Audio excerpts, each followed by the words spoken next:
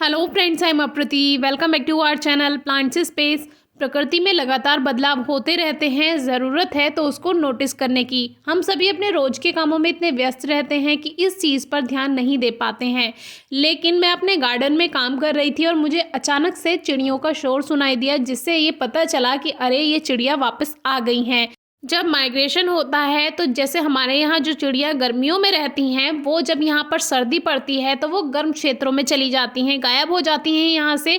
जैसे कि बुलबुल है, मैना है। लेकिन जैसे ही गर्मियाँ आएंगी ये फिर से वापस आने लगेंगी। जैसे आपने प्रयागराज या बनारस में सीगल्स देखी होंगी, जो हमने गुजरात में भी आपसे शेयर की थी, तो वो सर्दियों में ठंडी टाइम पर ही यहाँ पर नज़र आती हैं, गर्मियों में नहीं दिखाई देती। तो ऐसे ही एक बर्ड मैंने नोटिस की जो कि सामने बैठी हुई है। बहुत ध्यान से देखेंगे तो आपको दिख जाएगी। ब्लैक कलर की बर्ड थी और इसकी मुड़ी हुई लंबी सी पूँछ थी। तो ये जो बर्ड है ये ड्रोंगो बर्ड है। और ड्रोंगो बर्ड मैंने पहली बार देखी थी तो मैंने पापा को बताया, तो पापा ने बताया कि नहीं, ये रहती यहीं है, हमने जंगलों में देखी है ये चिड़िया।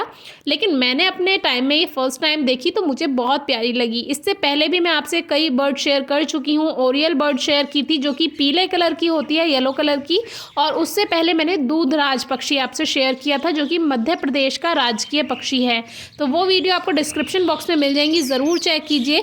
ये पक्षी भी इंसेक्ट खाता है और ये छोटी चिड़ियों को भी खा लेता है। तो इस तरह से इसका नेचर होता है। बाकी सामने जो आप देख रहे हैं इतनी सारी चिड़िया चहचहा रही हैं, ये सभी मैना है, जिसको हमारे यहाँ लोकल लैंग्वेज में गुरगल भी कह देते हैं। तो वैसे तो ये एक दो आपको हर मौसम में दिखाई देंगी, लेकिन इनका जो झुंड आता है वो हमारे यहाँ इस समय स्प्रिंग सीजन जब स्टार्ट होता है तब आने लगता है। और ये पहचान है कि अब मौसम बदलने वाला है।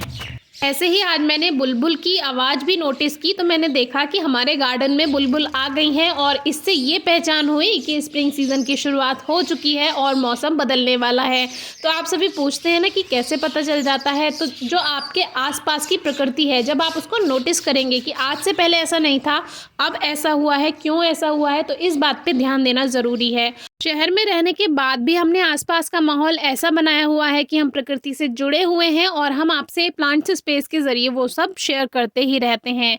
अब सामने देखिए एक बर्ड बैठी है जो कि हमारे यहाँ सर्दियों में ही आती है। गर्मियों में भी एक दो बर्ड दिखाई देती हैं ये वाली, लेकिन मोस्टली ये बहुत सारा झुंड आता है सर्दियों में।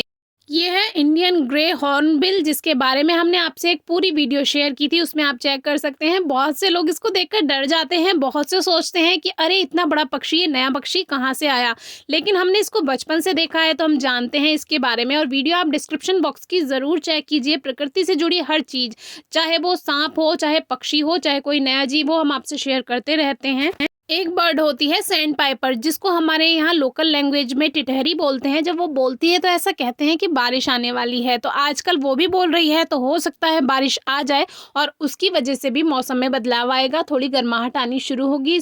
और अब से आप स्प्रिंग सीजन में करने वाला काम शुरू कर सकते हैं। कल 26 जनवरी है और कहते भी हैं कि 26 जनवरी से मौसम में थोड़ी गर्माहट आ जाती है। और अगर आप पेड़ पौधे लगाते हैं तो आपको प्रकृति के बारे में भी जानना ज़रूरी है, मौसम के बदलाव के बारे में जानना ज़रूरी है। फिर भी अगर आपको कुछ समझ नहीं आता है प्लांट्स के बारे में, नेचर के बारे में, कोई क्वेरी है, क्वेश्चन है, तो ज़रूर पूछिएगा।